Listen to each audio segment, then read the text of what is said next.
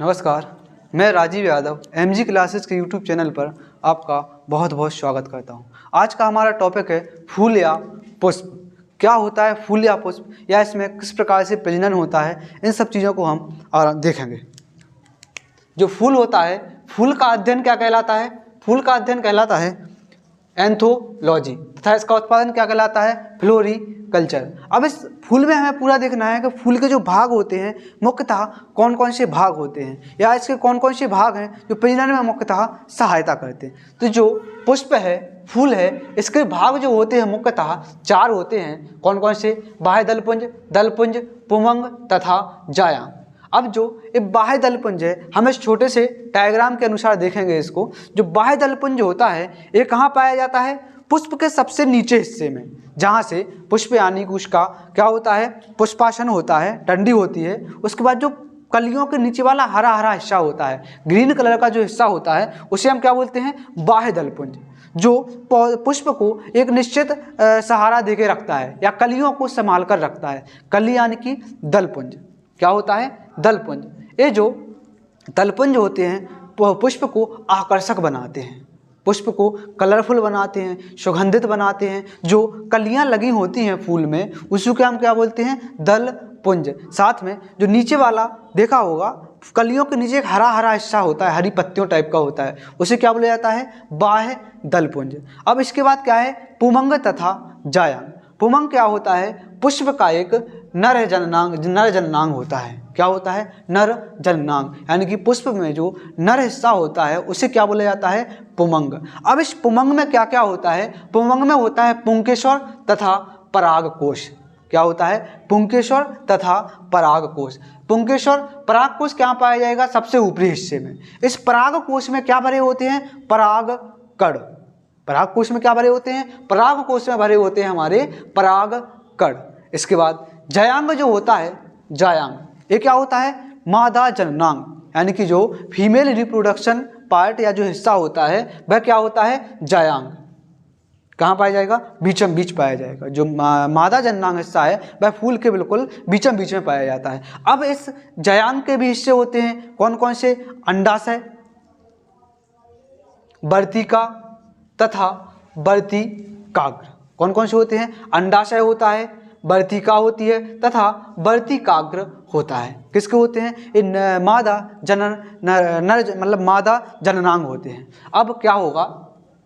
इनमें आखिरकार जो प्रजनन की क्रिया होगी किस प्रकार से होगी, नए फूल का, नए फल का जो निर्माण होता है वह कैसे होता है, या हम बात करें जो फूल है इसका मुख्य कार्य क्या होता है? फूल का मुख्य कार्य होता है फल का निर्माण करना। फल के निर्माण में यदि कोई सहायता करता है या प्रजनन में कोई सहायता करता है तो वह क्या करता है? फूल ही उसमें मदद करते हैं। किस प्रकार से मदद करते हैं? जैसे क्या होगा? एक परागण होगा, परागकण। परागकण और परागण दोनों अलग अलग शब्द होते हैं। क्या होते हैं? परागकण कहाँ पाए जाएंगे?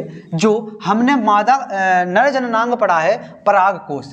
क्या पढ़ा है? परागकोश। इस परागकोश में भरे हुए रहते हैं परागकण।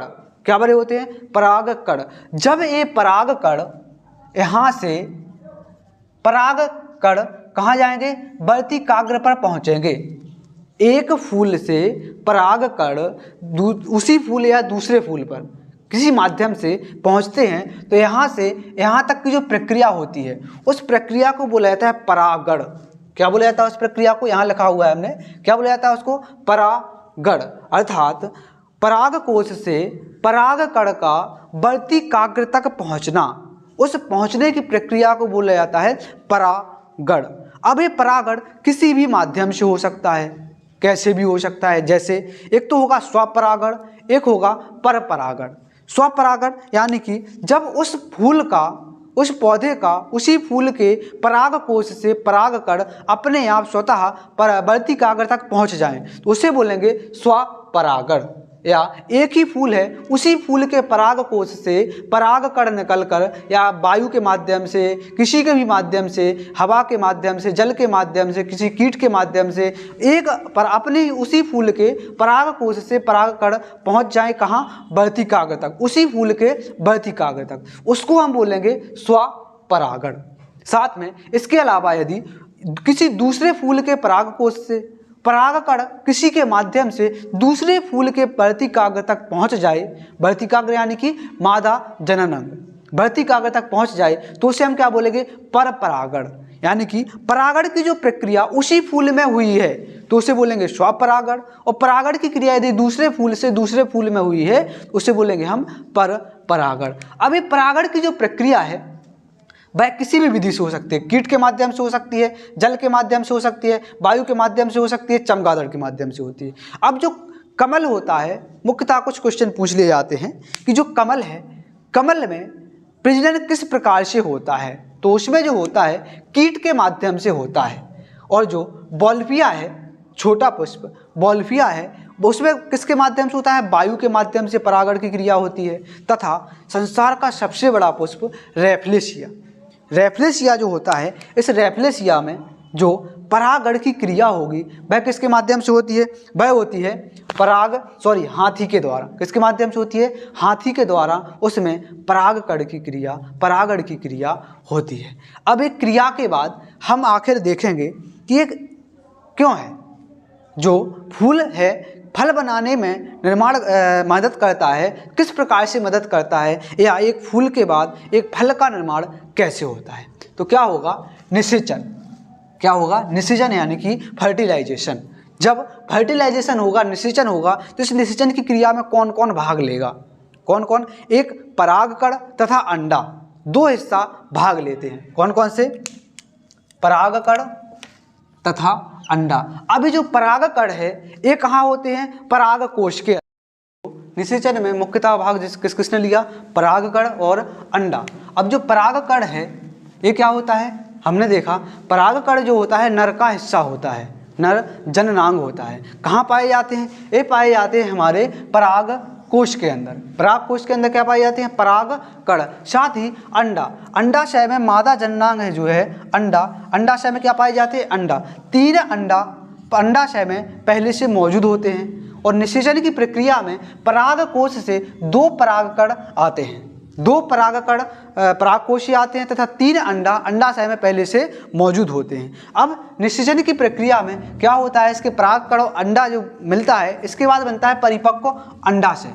क्या बन जाता है, एक परिपक्व अंडाशय बन जाता है। परिपक्व अंडाशय ही क्या कर लेता है, एक फल का निर्माण कर लेता है। अब जो परिपक्व अंडाशय बना ये कैसे बना, इसकी क्या प्रोसेस रही, इसकी क्या प्रोसेस होती है कि जो यहाँ से परागकोश से परागकण, परागण की क्रिया के माध्यम से परागकण कहाँ आते हैं, वर्तिकाग्र तक आते हैं। वर्तिकाग्र से होते हुए जो परागकण होते हैं कहाँ पहुँचते हैं, अंडाशय में पहुँचते हैं। तो ये अंडाशय में अंडा और परागकण मिलकर किस चीज़ का निर्माण कर लेते हैं, युग्मनज का निर्माण कर लेते हैं। कैसे युग्मनज का निर्माण होता है, एक परागकण तथा एक अंडा, एक परागकण और एक अंडा जब मिल जाते हैं तो किस चीज़ का निर्माण होता है, अब युग्मनज का निर्माण हो जाता है। अब जो युग्मनज होता है यही युग्मनज किस में बदल जाता है, भ्रूण का निर्माण कर लेता है। और जो भ्रूण होता है वही क्या होता है, एक फल बन जाता है। क्या बन जाता है, एक फल बन जाता है। अब हमने देखा एक परागकण तथा एक अंडा